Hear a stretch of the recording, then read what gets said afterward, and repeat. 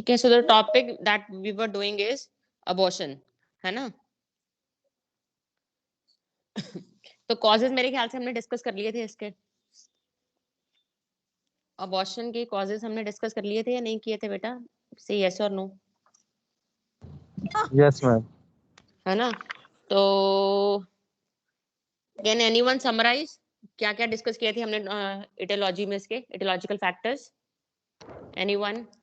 I think नहीं करे हैं हमने शायद, हमने मैम सिर्फ जेनेटिक हुए थे, क्लासिफिकेशन, बस हम जेनेटिक सारे हुआ नहीं था, करे मैम, 2-3 करे थे। हाँ जेनेटिक हुआ था मैम बस। जेनेटिक फैक्टर्स किया था, और एंडोक्राइन और मेटाबॉलिक फैक्टर्स भी किए थे हमने शायद, जिसमें मैंने आपको बताया था कि if there will be decreased amount of progesterone from corpus luteum it can even lead to abortion, बताया था ना मैंने आपको। Yes ma'am. है ना। तो वो आपका हो जाएगा। उसके बाद एंडोक्राइन और मेटाबॉलिक फैक्टर्स में आपका नेक्स्ट जो आ जाता है दैट इज थायराइड एब्नॉर्मलिटीज। ठीक है, जो पॉइंट्स इसमें मिसिंग होंगे that you can write down. ठीक है, सो एंडोक्राइन और मेटाबॉलिक डिसऑर्डर्स में नेक्स्ट आपका आ जाता है थायराइड एब्नॉर्मलिटीज। स्क्रीन विजिबल है बेटा, अभी नहीं है? यस मैम विजिबल है। ओके सो थायराइड एब्नॉर्मलिटीज का मतलब है कि like if the women is having hypothyroidism और even if she is having hyperthyroidism, तो that can be a positive factor for और रिस्क फैक्टर फॉर अबॉर्शन। ठीक है, एंड देन आ जाता है आपका एंडोक्राइन में नेक्स्ट आपका आ जाएगा diabetes mellitus. Again I am repeating the points which are not there in the slide, you can note it down separately in your copies, right? तो एंडोक्राइन और मेटाबॉलिक में आपके 3 हो जाएंगे, एक हो जाएगा आपका decrease level of progesterone, then thyroid abnormalities and third one will be diabetes mellitus, right? So हम इसीलिए women को हम मतलब एडवाइस करते हैं कि whenever she is planning to have a baby, right? तो उससे पहले उसको अपने थायराइड के लेवल्स जो हैं वो कुछ नॉर्मल लेकर आने पड़ते हैं, और अपना डायबिटीज भी जो है वो उसको कंट्रोल में लेकर आना होता है, because they both can lead to abortion. Is it clear to everyone? बोलो यस मैम। यस। ठीक है, हाँ ये है यहाँ पे। ठीक है, ये आ गया आपका एंडोक्राइन कॉजेस, प्रोजेस्टेरॉन डेफिशिएंसी आ गया, डायबिटीज मेलाइटस आ गया, एंड हाइपरथायराइडिज्म। ठीक है, हाइपरथायराइडिज्म में ज्यादा चांसेस होते हैं अबॉर्शन के in comparison to hypo, right? Clear with this? Yes ma'am. Yes ma'am. हाँ एक यस सेकंड मैम। जरा। देन आ गया आपके यूट्राइन डिफेक्ट्स। ठीक है, यूट्राइन डिफेक्ट्स भी आप इसको बोल सकते हैं, और अनाटॉमिकल एब्नॉर्मलिटीज भी आप इसको बोल सकते हैं। तो अनाटॉमिकल एब्नॉर्मलिटीज में आपका आ गया जैसे कि सपोज जो यूट्रस है, ठीक है, वो आपका जो है कंजेनाइटल मालफॉर्मेशन है यूट्रस में कोई, जैसे कि होता है सेप्टेट यूट्रस। ठीक है, सेप्टेट यूट्रस में क्या होगा, यूट्रस का जो बॉडी होगा, ठीक है, वो 2 हाफ्स में डिवाइड होता है, ठीक है, विद द सेप्टम। तो उस केस में भी there are some chances of having abortion.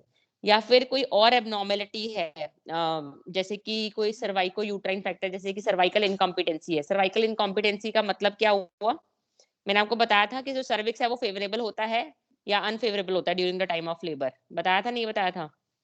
क्या मतलब होता है उसका? सर्विक्स फेवरेबल का मतलब क्या है बताइए बेटा? मैम जो एक्सटर्नल ओस होते हैं बिल्कुल, ओपन जो होता है वो, ओपनिंग हाँ वो ओपन हो जाएगा। ठीक है, तब हम इसे क्या बोलेंगे, सर्विक्स फेवरेबल है। ठीक है, एक तरह से ओपन हो जाता है, सॉफ्ट हो जाता है, ठीक है, राइपनिंग हो जाती है सर्विक्स की, डायलेट हो जाता है सर्विक्स, तो उसको हम क्या बोलते हैं कि वो फेवरेबल है। ऐसे ही अगर सर्वाइकल इनकॉम्पिटेंसी है, सर्वाइकल इनकॉम्पिटेंसी का मतलब क्या है कि अगर पूरी प्रेगनेंसी में सर्विक्स को अपनी ओस को क्लोज रखना था, ठीक है, पूरी प्रेगनेंसी में, ठीक है, लेकिन वो क्लोज नहीं रह पाया during the time period of pregnancy, और वो ओपन अप हो गया, तो क्या होगा, उसके अंदर का जो भी कंसेप्टस मटेरियल होगा वो सारा का सारा क्या हो जाएगा, बाहर आ जाएगा। ठीक है, तो अगर सर्वाइकल इनकॉम्पिटेंसी है तो that can be one factor for this abortion, right? Then आगे आपका फिब्रॉइड यूट्रस। कई बार यूट्रस के अंदर फिब्रॉइड्स होते हैं, ठीक है, तो फिब्रॉइड यूट्रस के साथ अगर कोई विमेन प्रेग्नेंट हो गई है तो there are more chances of having a abortion. ठीक है, देन आ जाता है intra uterine adhesion. Intra uterine adhesion में आपका जैसे एशरमैन सिंड्रोम मैंने बताया आपको, ठीक है, यहाँ पे आपको मैं स्लाइड दिखा देती हूँ, एक सेकेंड जस्ट वेट। ये है एशरमैन सिंड्रोम है। ठीक है, एशरमैन सिंड्रोम में क्या होगा, इंट्रा यूट्राइन एडिशंस होती हैं कुछ साथ में कि यूट्रस के अंदर कोई पहले से ही कोई एडिशंस हैं, तो वो एडिशंस क्या करेंगे, ग्रोइंग फीटस को जगह नहीं देंगी वहां पे उसको डेवलप होने के लिए, ठीक है, और उसको प्रॉपर न्यूट्रिशन नहीं मिल पाएगा, ultimately which can lead to abortion. So these all are the factors which can be considered in anatomical abnormalities. Number 1 आपको मैंने क्या बताया है, congenital malformation of uterus. You can note it down. Congenital malformation of uterus. Second one is cervical incompetence. Third one is fibroid uterus. And fourth one is intrauterine adhesion.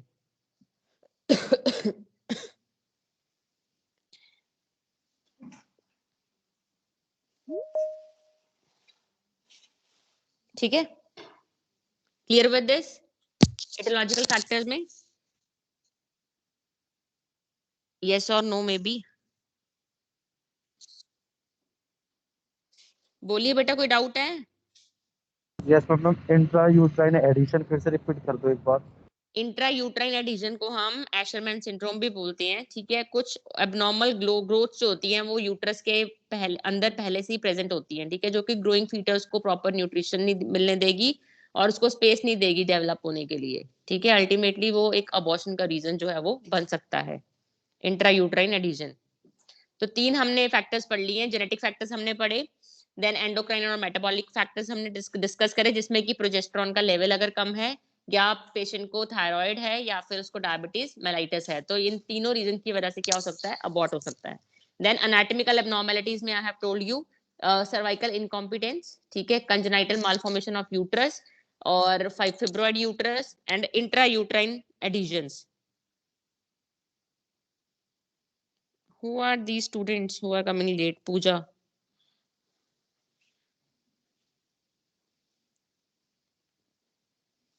ठीक है बच्चे.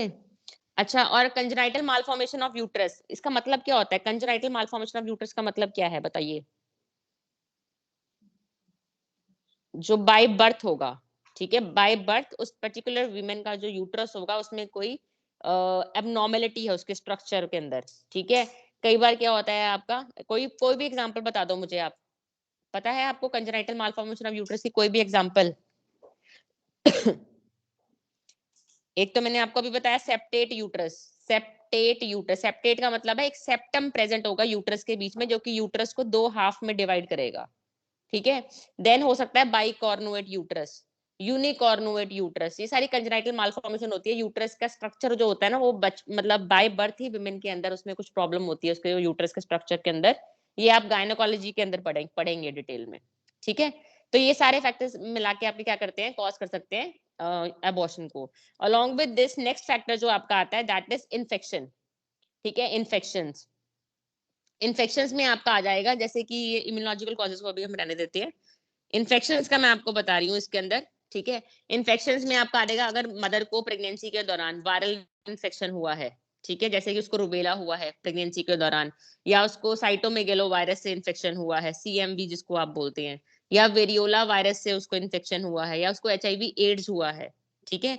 तो इस तरह के इन्फेक्शन के साथ there are more chances of having abortion, ठीक है. कौन कौन से बताए मैंने आपको? रुबेला बताया, साइटोमेगेलो वायरस है, वेरियोला वायरस है और HIV एड्स, ठीक है. अबॉर्शन के चांसेस थोड़े से बढ़ जाते हैं इसके साथ. देन है अगर विमेन को कोई पैरासिटिक इन्फेक्शन है, पैरासिटिक जैसे कि उसको मलेरिया हो गया है प्रेगनेंसी के दौरान, तो it can lead to abortion, right. Then bacterial infection में आपका जाता है अगर क्लैमिडिया है, क्लैमिडिया जो है एक तरह का पॉजिटिव ऑर्गेनिज्म आ जाएगा, माइक्रो ऑर्गेनिज्म, उसकी वजह से अगर पेशेंट को इन्फेक्शन हो रहा है तो that can lead to infection, ठीक है.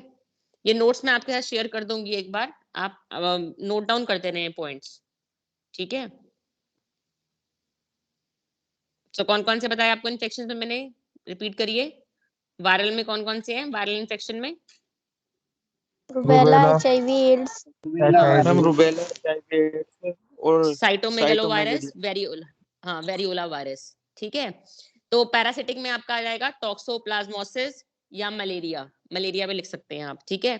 और बैक्टीरियल इन्फेक्शन अगर मदर को होता है जैसे कि क्लेमाइडिया है, ब्रूसेला है, they can even lead to abortion, right. Then next आपका जाता है इन्फेक्शंस के बाद मैटरनल मेडिकल इलनेस, ठीक है.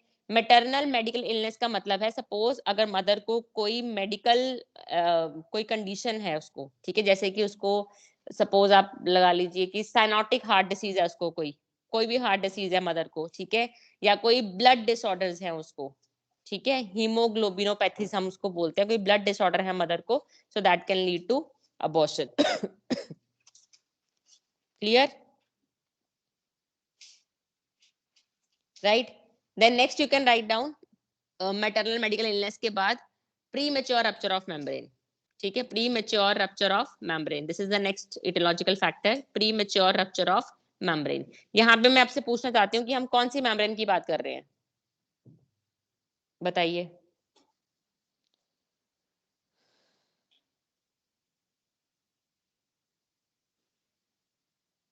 बोलो बेटा। एमनियोटिक मेम्ब्रेन की बात कर रहे हैं हम, किसकी बात कर रहे हैं? Amniotic membrane. तो premature rupture of membrane, premature का मतलब क्या है? टाइम से पहले, ठीक है। रप्चर का मतलब क्या है? ब्रेक डाउन हो जाना, किसका? मेम्ब्रेन का। आपको पता है जो फीटस होगा उसके अराउंड एक एमनियोटिक फ्लूइड होता है कि नहीं होता? Yes Yes, ma'am. ma'am. और उस एमनियोटिक फ्लूइड को आउटलाइन कौन करता है? एमनियन, ठीक है, एमनियन एमनियोटिक मेम्ब्रेन है। तो ये पूरी 9 मंथ्स तक प्रेगनेंसी के वो रहती है इंटैक्ट, ठीक है। और जब लेबर आनी होती है ना, लेबर से जस्ट पहले वो रप्चर होती है। तो अगर लेबर से जस्ट पहले रप्चर होगी तो वो टर्म पे रप्चर हो रही है, लेकिन अगर लेबर आने से पहले ही वो बहुत पहले वो रप्चर हो गई, तब हम उसे क्या बोलते हैं? Pre mature rupture of membrane, ठीक है। तो अगर उस पेशेंट के अंदर, उस विमेन के अंदर अगर premature rupture of membrane हुआ है तो that can also cause abortion. Then next आ जाता है थ्रोम्बोफिलियाज, ठीक है। थ्रोम्बोफिलियाज में आपका आ जाएगा कोई सपोज कोई क्लॉटिंग डिसऑर्डर्स है विमेन को, जैसे कि मैं आपको भी दिखा देती हूँ इसके अंदर, वेट करिए आप। थ्रोम्बोफिलियाज में आपका आ जाएगा सिस्टेमिक ल्यूपस एरिथमेटस, इसको हम SLE बोलते हैं। SLE क्या है? एक तरह का इम्यूनोलॉजिकल कंडीशन होती है, जो कि बहुत ही रेयर कंडीशन है ये, ठीक है। और इसमें हमारी अपनी ही बॉडी जो है अपने ही सेल्स के लिए फाइट करने लग जाती है, राइट? तो ये इसको एक तरह से आप क्या बोल सकते हैं? ऑटो इम्यून डिसऑर्डर है ये। ऑटो इम्यून का मतलब क्या है? कि हमारी ही बॉडी के सेल्स जो है वो, ठीक है, हमारी बॉडी के सेल्स के अगेंस्ट ही एंटीबॉडीज बन जाती हैं, राइट? तो इसके अंदर पेशेंट को अगर उसने कंसीव किया है तो अबॉर्शन के चांसेस बहुत ज्यादा रहते हैं इसके अंदर, ठीक है। Systemic lupus erythematosus, so that can be the another cause. Then next आ जाता है आपका environmental factors. Environmental factors में आपका आ जाएगा सपोज जैसे कि सिगरेट स्मोकिंग है, ठीक है, जो मदर है, ठीक है, वो स्मोकिंग की हैबिचुअल है, या कोई कॉन्ट्रासेप्टिव एजेंट उसने यूज किया था, जैसे कि इंट्रायूट्राइन डिवाइस उसने लगवाया हुआ था लेकिन फिर भी उसने कंसीव कर लिया, तो उसके अंदर भी अबॉर्शन के चांसेस जो है वो थोड़े से बढ़ जाते हैं, राइट? या if there is like some poisoning, कोई एजेंट है जिसको उसने इनहेल कर लिया, जैसे कि आर्सेनिक है, जहाँ पे वो काम करती है, उसका ऑक्यूपेशनल कोई डिसऑर्डर हुआ है, आर्सेनिक वहां पे गैस बहुत रिलीज होती है और उसने उसको इनहेल कर लिया, तो उसकी पॉइजनिंग की वजह से भी अबॉर्ट हो सकता है। या लेड को उसने बहुत ज्यादा इनहेल कर लिया है, या लेड को उसने मतलब कंज्यूम कर लिया है, ठीक है। या फॉर्मेल्डिहाइड है, फॉर्मेल्डिहाइड गैस होती है ना, अगर उसका भी इंक्रीज हो जाए तो that increases the chances of having abortion, right? तो ये आपके एनवायरमेंटल फैक्टर्स में आ जाएंगे, ठीक है। तो these notes I will share with you in the group, right? Then आगे आपका नेक्स्ट टॉपिक है इटियोलॉजिकल फैक्टर्स के बाद next is mechanism of abortion, mechanism of abortion, ठीक है। अब आपने ध्यान से सुनना है, मैकेनिज्म ऑफ अबॉर्शन या मैकेनिज्म ऑफ मिसकैरेज भी हम इसको बोल सकते हैं, ठीक है। सो सबसे पहले अगर अर्ली वीक्स के अंदर अबॉर्शन, इसके अंदर हम क्या पढ़ेंगे कि जो अबॉर्शन है आपने पढ़ा है कि कौन से वीक तक हो सकता है, वो 22 वीक्स तक, राइट? तो इसमें हम डिस्कस करेंगे अभी कि अगर सपोज अप टू 8 वीक्स अगर अबॉर्ट हो रहा है तो उसका प्रोसेस क्या रहता है एक्सपल्शन का, या अगर 8 to 12 वीक्स के बीच में अगर अबॉर्ट हो रहा है तो उसका प्रोसेस ऑफ एक्सपल्शन क्या रहेगा, या अगर 12 वीक से ज्यादा की प्रेगनेंसी थी उसके बाद अबॉर्शन हुआ है तो उसका प्रोसेस ऑफ एक्सपल्शन कैसा होगा। So that we are going to discuss in mechanism of miscarriage, right? अब मुझे ये बताओ पहले, कॉजेस क्लियर हैं आपको? कॉजेस में again I am repeating, genetic factors हमने डिस्कस किया, एंडोक्राइन एंड मेटाबॉलिक फैक्टर्स हमने डिस्कस किया, एनाटॉमिकल एब्नॉर्मलिटीज वर देयर, जिसमें कि क्या पढ़ा हमने? Cervical incompetence, congenital malformation of the uterus, fibroid uterus and intrauterine adhesions, है ना? उसके बाद आ गया आपका इन्फेक्शन, इन्फेक्शन में आपका आ गया वायरल इन्फेक्शन, जैसे कि रुबेला हो गया, साइटोमेगेलो वायरस है, वेरियोला वायरस है, HIV है, राइट? देन पैरासिटिक है, पैरासिटिक में आपका टॉक्सोप्लाज्मोसिस आ जाएगा, मलेरिया आ जाएगा, और बैक्टीरियल के अंदर आपका आ जाएगा क्लेमाइडियल इन्फेक्शंस, राइट। उसके बाद हमने डिस्कस किया कि मैटरनल मेडिकल अगर कोई इलनेस है, अगर मदर को कोई सपोज हार्ट डिसीज है या उसको कोई ब्लड डिसऑर्डर्स है, so that can lead to abortion. Then premature rupture of membrane, जिसे आप क्या बोलते हैं, PROM, शॉर्ट फॉर्म हम इसके यूज कर सकते हैं, PROM, that stands for premature rupture of membrane, so that can be one another reason. उसके बाद एनवायरमेंटल फैक्टर्स हमने पढ़े थे, आप बताइए एनवायरमेंटल फैक्टर्स में कौन कौन से फैक्टर बताए मैंने आपको? Ma'am Cigarette alcohol, smoking, iodine, हाँ formaldehyde, बिल्कुल, हाँ जी, नाइस, ठीक है। सिगरेट स्मोकिंग है, लेड पॉइजनिंग हो गई है, स्मोकिंग मैम, फॉर्मेल्डिहाइड, किसी हाँ ऐसे एरिया स्मोकिंग आ में गया, काम करना जहाँ पे पॉइजन हो। हाँ पॉइजनस गैसेस हो, आर्सेनिक पॉइजनिंग हो यस जाए, लेड पॉइजनिंग हो जाए, फॉर्मेल्डिहाइड पॉइजनिंग हो जाए, that increases the risk of abortion, ठीक है। अब नेक्स्ट आ जाइए आप मैकेनिज्म ऑफ मिसकैरेज पे, ठीक है। तो क्या होता है, जैसे अर्ली वीक्स में अगर प्रेगनेंसी हुई है, ठीक है, तो उस टाइम में जो फर्टिलाइज्ड ओवम होगा, ठीक है, उसकी डेथ सबसे पहले होती है, ठीक है, फॉलोड बाय इट्स एक्सपल्शन। मतलब जो फर्टिलाइज्ड ओवम होगा वो डेड हो जाएगा, और डेड होने के बाद उसका एक्सपल्शन होगा अगर अबॉर्शन जो है वो अर्ली वीक्स में होता है, ठीक है। और लेटर वीक्स में अगर अबॉर्शन होता है, ठीक है, तो लेटर वीक्स के अंदर क्या है, मतलब कि सपोज आप लगा लो कि 12 वीक्स के बाद अगर अबॉर्ट हो रहा है, तो what can be the factors, maternal environmental factors कुछ ऐसे बनेंगे जो कि फीटस को एक्सपेल आउट करवाने में हेल्प करेंगे, ठीक है। तो इसमें अभी हम डिस्कस करते हैं up to 8 weeks. So up to 8 weeks क्या होगा, जो जेस्टेशनल सैक होगा, जेस्टेशनल सैक किसे बोल रहे हैं हम, फर्टिलाइज्ड ओवम को, ठीक है, इसे हम क्या बोल रहे हैं, gestational sac. So the gestational sac tends to be expelled complete and the decidua is shed thereafter, ठीक है। तो ओवम जो होगा वो पूरा का पूरा अपने आप, फर्टिलाइज ओवम जो होगा वो एक्सपेल आउट हो जाएगा, ठीक है। और और पीछे से जो डेसिडुआ होगा, ठीक है, अब वो धीरे धीरे फिर शेड ऑफ होना शुरू हो जाएगा, क्योंकि उसको पता चल गया है डेसिडुआ को कि अब प्रेगनेंसी जो है वो नहीं रही, ठीक है। तो डेसिडुआ जो होगा वो शेड ऑफ होना शुरू हो जाएगा, ठीक है। And this happens if the abortion is occurring before 8 weeks, ठीक है। 8 वीक्स का मतलब क्या है, अप्रोक्सीमेटली 2 मंथ्स की प्रेगनेंसी है इसके अंदर, राइट। अच्छा, कई बार क्या होता है कि ये जेस्टेशनल सैक जो होता है, ठीक है, वो बाहर, मतलब वो फर्टिलाइज ओवम डेड हो जाता है, उसकी डेथ हो जाती है, लेकिन वो अंदर ही पड़ा रहता है, कहाँ पे, सर्विक्स के अंदर। सर्विक्स में कहाँ पे, बिटवीन द इंटरनल ओस एंड द सर्वाइकल ओस वाला जो एरिया होगा, उसके बीच में पड़ा रहता है। क्यों पड़ा रहता है, क्योंकि एक्सटर्नल ओस जो है वो ओपन नहीं होती है, वो बंद रहती है। समझ रहे हो मेरी बात? अगर वो बंद रहेगी तो क्या होगा, ओवम जो होगा वहां के अटक जाएगा, वो फर्टिलाइज्ड ओवम जो होगा, राइट। तो समझ आ रही है ना? तो उस केस में हम क्या मैम करेंगे, फिर उस से बताना। Up to 8 weeks, up to 8 weeks में क्या होगा कि जो एक्सपेल्ड ओवम होगा, ठीक है, एक्सपेल्ड ओवम होगा, कई बार क्या होता है, ओवम डेथ तो ओवम की हो गई, लेकिन वो कई बार अपने आप बाहर आ जाता है। लेकिन इन सम केसेस ओवम की डेथ हो जाएगी, लेकिन वो अपने आप बाहर नहीं निकलेगा। क्यों नहीं निकलेगा, क्योंकि सर्विक्स जो है वो ओपन नहीं है, सर्विक्स डायलेटेड नहीं है, सर्विक्स ने अपनी ओस, सर्विक्स की जो ओस है वो बंद है। अगर ओस बंद होगी तो वो अंदर ही पड़ा रहेगा ना फिर। तो उस केस में हम क्या करेंगे, यस मैम। सर्विक्स को, फिर हम क्या करेंगे उस केस में, सर्विक्स को हम डायलेट करवाएंगे, सर्विक्स को हम फेवरेबल बनाएंगे, ताकि वो जो अंदर कंसेप्टस मटेरियल आके सर्विक्स में अटका हुआ है उसको हमने बाहर निकालना है। आ रही है बात समझ में? Yes yes ma'am. Ma'am. Yes ma'am. ठीक है। और इसको हम सर्वाइकल मिसकैरेज भी बोलते हैं, सर्वाइकल मिसकैरेज। सर्वाइकल मिसकैरेज का मतलब क्या है कि एक अबॉर्शन हो चुका है, लेकिन जो कंसेप्टस मटेरियल है, जो फर्टिलाइज्ड ओवम है, वो कहाँ पे पड़ा हुआ है, एम्ब्रियोय जो है वो कहाँ पड़ा हुआ है, सर्विक्स के अंदर पड़ा हुआ है, तब हम इसे क्या बोल सर्विस देते हैं, हाँ, सर्वाइकल अबॉर्शन। तो it can happen up to 8 weeks, right. Then आ गया फ्रॉम 8 to 12 वीक्स, ठीक है, 8 to 12 वीक्स और 14 वीक्स भी हम इसे कर सकते हैं, राइट।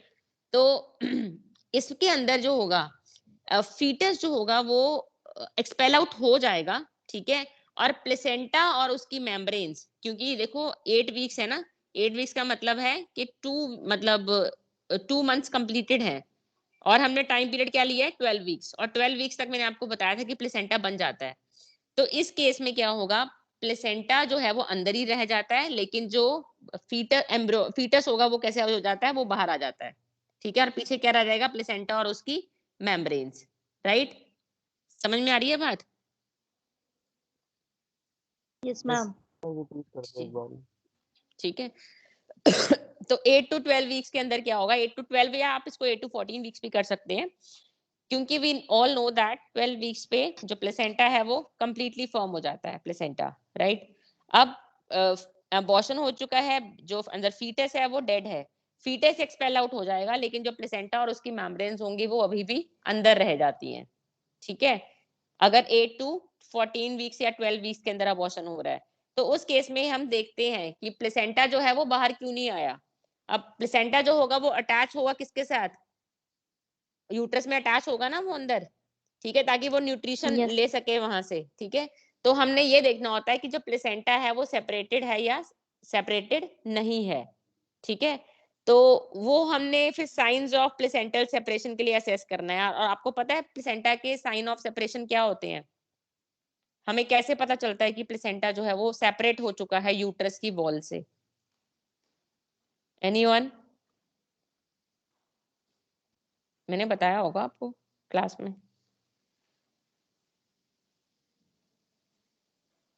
No idea?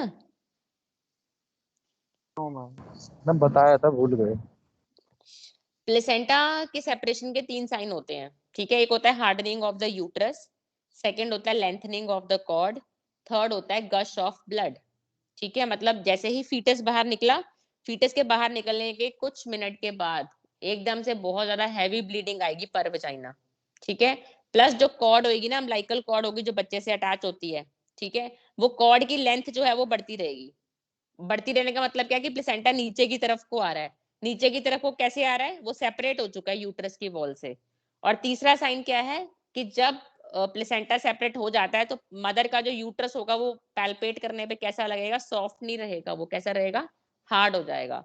तो ये 3 साइन के लिए आपने असेस करना है। जब फीटस बाहर निकल जाएगा तो इन 3 साइन के लिए आपने असेस करना है, फिर उससे आपको पता चलेगा कि प्लेसेंटा जो है वो अलग हो चुका है या साथ ही लगा हुआ है यूट्रस की वॉल के, ठीक है। तो this happens from 8 to 12 weeks. तो अगर आपसे भी पूछ लेता है तो 8 to 12 वीक्स में क्या है, फीटस एक्सपेल आउट हो जाएगा, लेकिन उसका प्लेसेंटा और उसकी मेम्ब्रेन्स होगी उसको हमें बाहर निकालना है, वो अंदर रह जाती है, ठीक है। देन है आफ्टर 12 वीक्स। आफ्टर 12 वीक्स जो होगा, जो क्योंकि अब क्या है, ऑलमोस्ट 3 मंथ पूरे हो गए ना, तो जो फीटस होगा ना वो वैसे ही एक्सपेल आउट होगा जैसे कि नॉर्मल लेबर में हम एक्सपेल आउट करवाते हैं बच्चे को, ठीक है। तो अगर जो अबॉर्शन है वो 12 वीक्स के बाद हो रहा है, तब बच्चे का जो साइज होगा वो काफी बड़ा होता है, ठीक है। तो हम उसको मिनी लेबर बुलाते हैं, क्या बुलाते हैं, मिनी लेबर, ठीक है। तो इसमें हम क्या करेंगे, पहले फीटस को एक्सपेल आउट करवाएंगे और उसके बाद प्लेसेंटा और उसकी मेम्ब्रेन्स को। आई बात समझ में?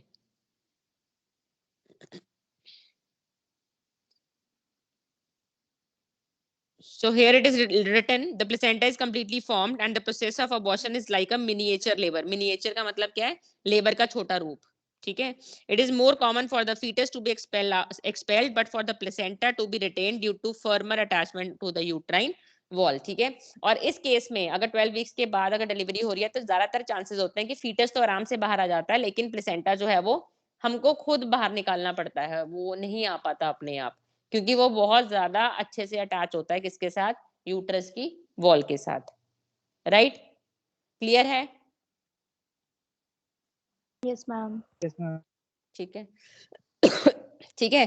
अब आ जाते हैं आपके टाइप्स ऑफ अबॉर्शन। टाइप्स में आपको मैंने उस दिन बताया था कि 2 क्लासिफिकेशन आपकी होती है, ठीक है। कौन कौन सी टाइप बताई थी, जल्दी से बोलो। Spontaneous and induced. कौन कौन सी टाइप्स बताई थी आपको? Spontaneous or induced? Induced. हाँ, स्पॉन्टेनियस एंड इंड्यूस होती है, ठीक है। तो स्पॉन्टेनियस के अंदर जो हमने फर्स्ट पढ़ना है Deliberate. दैट, एक मिनट यार, ईयरफोन में प्रॉब्लम हो गया। Hello hello, Yes, ma'am. Yes ma'am. 1 second. हाँ जी, स्पॉन्टेनियस में आपका सबसे पहले जो हम डिस्कस करेंगे that is threatened abortion. My voice is Audible? Yes, ma'am. Yes, ma'am. Yes, ma'am. Yes, ma'am. My earphone has stopped working somehow. चलिए अब इसको ध्यान से सुनना, notes no need to write anything, ठीक है, जो पॉइंट्स होंगे इंपॉर्टेंट वो आपको बताऊंगी, just listen to me carefully whatever I am telling you, ठीक है, ध्यान से सुनना है आपने। चले स्टार्ट, चलिए बेटा आगे। Yes, ma'am. हाँ, सबसे Yes, पहले ma'am. आपका थ्रेटेंड अबॉर्शन। थ्रेटेंड का मतलब क्या होता है? थ्रेट का मतलब क्या होता है? डराना, है ना। थ्रेट का मतलब क्या होता है? डराना।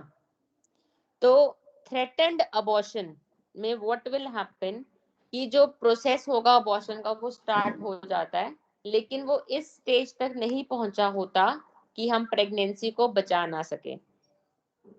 आया समझ में? हेलो। Yes, ma'am. हाँ जी, तो क्या होता है इसके अंदर? एक मिनट रुको बेटा, वेट करो।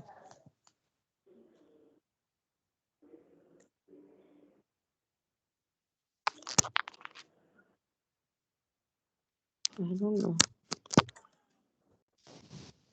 हाँ जी Momentary. हाँ, तो थ्रेटेंड अबॉर्शन में क्या होता है कि जो प्रोसेस है अबॉर्शन का वो स्टार्ट हो जाता है, लेकिन यहाँ तक नहीं पहुंचा होता कि हम प्रेगनेंसी को सेव नहीं कर सकते, मतलब सिर्फ डराता है ये पेशेंट को और हेल्थ वर्कर्स को कि अबॉर्शन का प्रोसेस स्टार्ट हो चुका है, लेकिन हम टाइम रहते अगर इसको देख लें तो हम इसमें प्रेगनेंसी को कंटिन्यू कर सकते हैं। ठीक है बेटा? Yes, ma'am. Yes, ma'am. Right. हाँ, Yes. देन नेक्स्ट आ गया आपका क्लिनिकल फीचर्स। तो थ्रेटेंड अबॉर्शन के क्लिनिकल फीचर्स क्या होते हैं? तो ऐसे कौन से फीचर्स हैं जिसको आप डिटेक्ट कर सकते हो कि वो थ्रेटेंड है, मतलब जिसमें आप प्रेगनेंसी को सेव कर सकते हो? ठीक है, तो सबसे पहले आ गया जो ब्लीडिंग होगा इसमें, ठीक है, जो ब्लीडिंग होगी वो स्लाइट होगी, माइल्ड होगी, ब्राइट रेड कलर की होगी इसके अंदर ब्लीडिंग जो है, ठीक है, ब्राइट रेड कलर की होगी ब्लीडिंग, बहुत हल्की ब्लीडिंग होगी जैसे स्पॉटिंग आप जिसको बोलते हैं, और ब्लीडिंग का कलर कैसा होगा? ब्राइट रेड कलर होगा, बट कहीं कहीं पे कभी कभी ब्राउनिश कलर भी हो सकता है ब्लीडिंग का, ठीक है। और इसके अंदर जो पेशेंट को ब्लीडिंग होती है थ्रेटेंड अबॉर्शन में, दैट इज ऑलवेज पेनलेस। कैसी ब्लीडिंग होगी इसको? पेनलेस ब्लीडिंग होगी, बिल्कुल भी ब्लीडिंग नहीं होगी, और अगर सॉरी बिल्कुल भी सॉरी पेन नहीं होगा उसको ब्लीडिंग के टाइम पे, अगर पेन हुआ भी तो it will only be like slight mild pain उसको होगा, अदरवाइज पेन इसके अंदर एब्सेंट ही होता है, देखने को मिलता है जो, ठीक है। और कभी कभी पेशेंट रिपोर्ट कर सकता है आपको कि उसको ब्लीडिंग तो हो रहा है, स्पॉटिंग हो रहा है, और साथ में उसको माइल्ड बैक एक हो रही है, ठीक है। तो दैट इंडिकेट्स कौन सा अबॉर्शन है? थ्रेटेंड अबॉर्शन है, कि जिसमें प्रोसेस ऑफ मिसकैरेज जो है वो स्टार्ट हो चुका है, बट उस स्टेज तक नहीं पहुंचा है अभी कि जिसमें हम ये कह दें कि प्रेगनेंसी को बचा नहीं पाएंगे। ठीक है?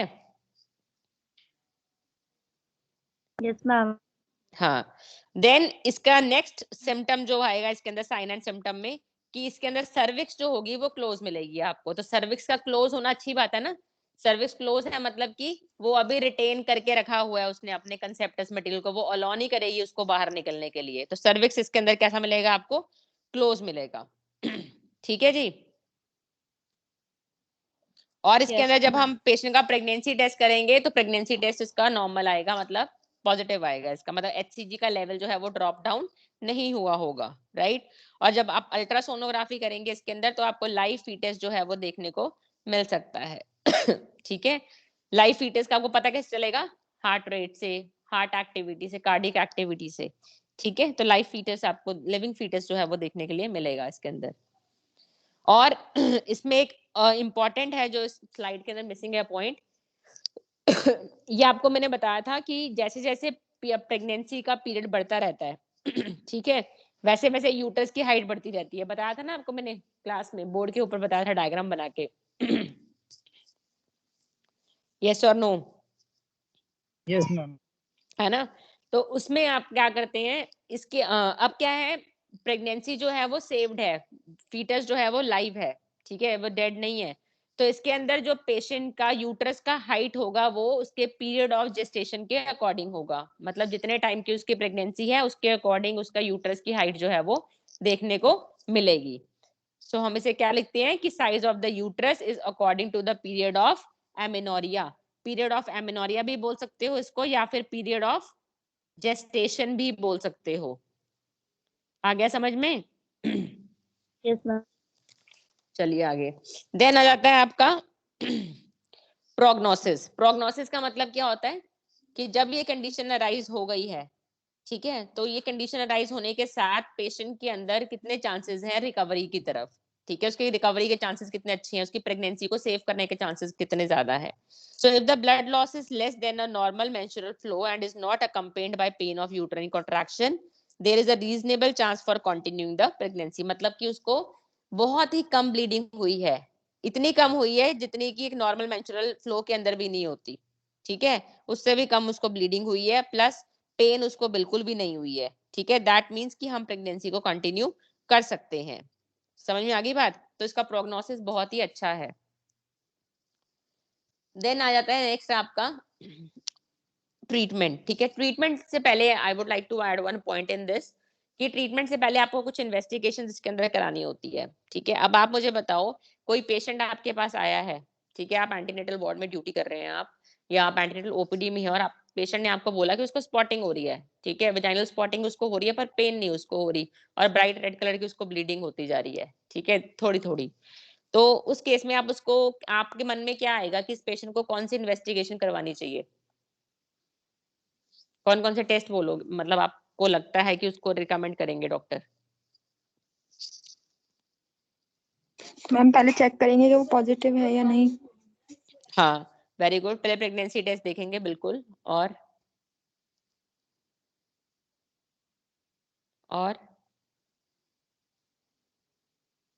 ब्लड ग्रुपिंग मैम करेंगे. Cervical. Ma'am fetal examination. Fetal examination अभी कहाँ से आया बेटा? फीटल एग्जामिनेशन और बताओ. सही बोल रहे, फीटल एग्जामिनेशन कर सकते हैं हार्ट हार्ट साउंड सुनने के लिए. और बताओ. Ma'am uterus ultrasound. का साइज चेक. हाँ, यूट्रस का साइज भी चेक कर सकते हो, पर अभी नहीं करोगे ना यहाँ पे, क्योंकि उसको ब्लीडिंग हो रही है ना, और अगर आप और ज्यादा यूट्रस को पैल्पेट करोगे तो ब्लीडिंग एग्रावेट भी हो सकती है, ठीक है. आप इसमें ट्रांसवेजाइनल सोनोग्राफी कर सकते हैं, ठीक है, या अगर प्रेगनेंसी ज्यादा हफ्तों की है तब आप एब्डोमिनल अल्ट्रासाउंड भी कर सकते हैं, ठीक है. प्लस आप ब्लड टेस्ट करवाएंगे, उसके ब्लड टेस्ट करवाएंगे उसका एचबी पता लगाने के लिए कि पेशेंट का एचबी कितना है, उसका हेमाटोक्रिट वैल्यू कितनी है, प्लस जो बहुत इंपॉर्टेंट है अबॉर्शन के केस में, that is ABO and RH grouping. ABO compatibility के लिए, मतलब उसका ब्लड ग्रुप पता करना है आपको, और उसका आरएच फैक्टर देखना है पॉजिटिव है या नेगेटिव है. वो बहुत ही ज्यादा इंपॉर्टेंट है इसके अंदर, क्योंकि हो सकता है उसको ब्लीडिंग हो रही है, अभी उसको हल्की ब्लीडिंग हो रही है, पर हो सकता है कि उसकी ब्लीडिंग ज्यादा हो जाए, तो आपके पास पहले से ब्लड अरेंज होना चाहिए ना उसको देने के लिए. तो आपने हेमाटोक्रिट वैल्यूज, उसका ब्लड ग्रुपिंग और उसका आरएच फैक्टर, वो सब आपने इन्वेस्टिगेशन से पता करवाना है. देन सीरम प्रोजेस्टेरॉन वैल्यू, ठीक है. सीरम प्रोजेस्टेरॉन वैल्यू इसके अंदर बहुत इंपॉर्टेंट है. आप सीरम प्रोजेस्टेरॉन जब चेक करेंगे पेशेंट का, अगर तो 25 नैनोग्राम पर एमएल से ज्यादा आता है सीरम प्रोजेस्टेरॉन का लेवल उसके ब्लड में, दैट इंडिकेट्स कि उसका जो फीटस है वो अलाइव है, ठीक है. ये मैंने आपको पहले भी बताया था, क्लास में एक दिन पहले भी बताया था कि जो सीरम प्रोजेस्टेरॉन वैल्यू है वो 25 नैनोग्राम पर एमएल से अगर ज्यादा आता है, दैट इंडिकेट्स कि जो प्रेगनेंसी है that is a viable pregnancy. Viable का मतलब है कि जो फीटस है वो अलाइव है अभी, ठीक है. तो ये तीनों इन्वेस्टिगेशन हम करवाएंगे. कौन कौन सी? Blood grouping, transvaginal sonography and serum progesterone values. Is it clear to all?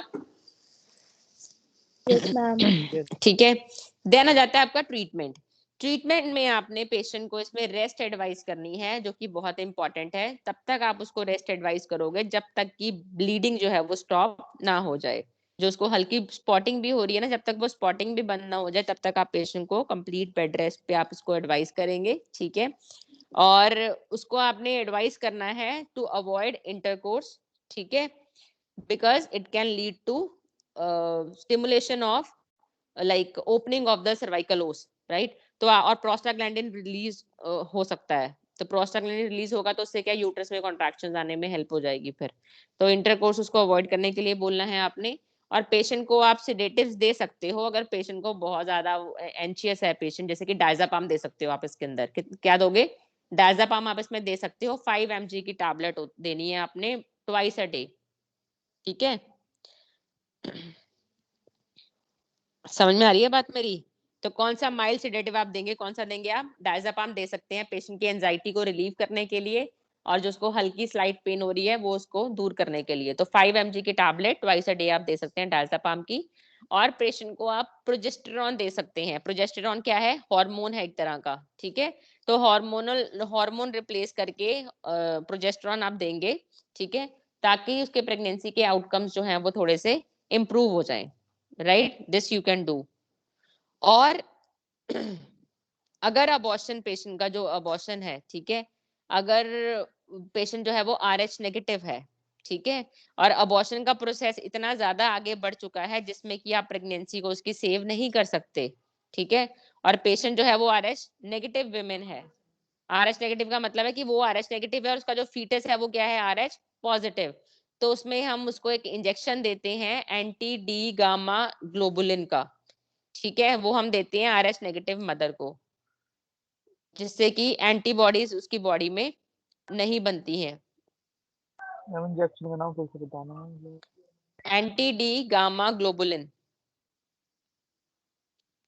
Anti D gamma globulin ये हम उसी वुमेन को देंगे जो कि RH नेगेटिव वुमेन है और उसको थ्रेटेंड अबॉर्शन जो है वो अब आगे बढ़ चुका है। आगे बढ़ चुका है मतलब कि अब उसकी प्रेगनेंसी को हम सेव नहीं कर सकते, ठीक है।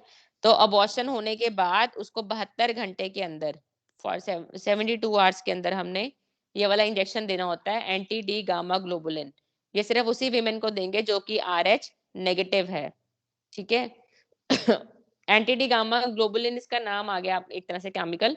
वैसे इसका जो ब्रांड नेम आता है रोहगैम के नाम से आता है। ये रोहगैम RHOGAM रोहगैम के नाम से आता है ये। और इसको आप IM या IV दे सकते हैं। 300 माइक्रोग्राम्स की वो रहती है डोज, ठीक है। और ये उसी विमेन में देना है जिसका कि अबॉर्शन इतने आगे तक पहुंच चुका है जिसमें कि आप प्रेगनेंसी को अब सेव नहीं कर सकते, ठीक है। और RH नेगेटिव विमेन है। RH नेगेटिव अगर होगी तो अबॉर्शन होने के 48 to 72 आवर्स बोलते हैं, 48 to 72 आवर्स के अंदर आपको ये इंजेक्शन देना होता है उसको, ठीक है।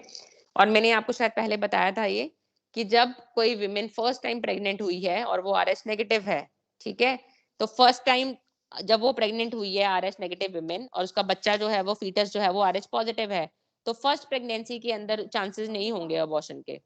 फर्स्ट प्रेगनेंसी में चांसेस नहीं होंगे उसके अबॉर्शन के, ठीक है। चांसेस किस में बनेंगे? नेक्स्ट प्रेगनेंसी में, राइट। ये पूरा प्रोसेस है बहुत लंबा। ये जब आपका RH इनकम्पैटिबिलिटी वाला टॉपिक आएगा तब हम उसको डिटेल में पढ़ेंगे। वो भी टॉपिक आएगा इस यूनिट में आगे। क्लियर है बेटा इतना? So this was all about threatened, this was all about threatened abortion, ठीक है, इतना ही है।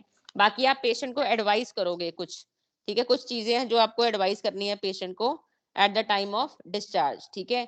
तो आपने पेशेंट को बोलना है कि कम से कम 2 हफ्ते के लिए उसने हैवी लिफ्टिंग नहीं करनी है, कोई भी हैवी वर्क नहीं करना उसने, ठीक है। और 2 हफ्ते के लिए कम से कम उसने जो इंटरकोर्स है उसको अवॉइड करना है। और पेशेंट को आप 3 to 4 वीक्स के इंटरवल पे आपने उसको फॉलो अप के लिए बुलाना है। और आप फॉलो अप के टाइम पे क्या करवाएंगे? उसका ultrasonography, just to monitor the growth of the fetus, ठीक है। तो ये चीजें आपने पेशेंट को एडवाइस करनी है at the time of discharge. Clear है इतना? उसके बाद इसका प्रोग्नोसिस मैंने आपको बताया कि प्रोग्नोसिस इसका बहुत ही अच्छा है, ठीक है, थ्रेटेंड अबॉर्शन का। अगर स्पेशली अगर ब्लीडिंग उसको बहुत कम हुई है और उसको पेन भी नहीं हुई है तो प्रोग्नोसिस में अच्छा है। और रेस्ट पेशेंट को आपने एडवाइस करना है, बेड रेस्ट। क्लियर है? Yes, ma'am. ठीक है, तो बाकी के टॉपिक्स जो है वो हम फिर नेक्स्ट क्लास में डिस्कस करेंगे। whosoever is this ER, आप मुझे एक बार अटेंडेंस का ना स्क्रीनशॉट भेज दीजिए व्हाट्सएप पे, ठीक है। जो CR है सिर्फ वही भेजेंगे, सभी बच्चे नहीं भेजेंगे अपना इंडिविजुअल। Okay, ma'am. ओके जी, थैंक यू सो मच।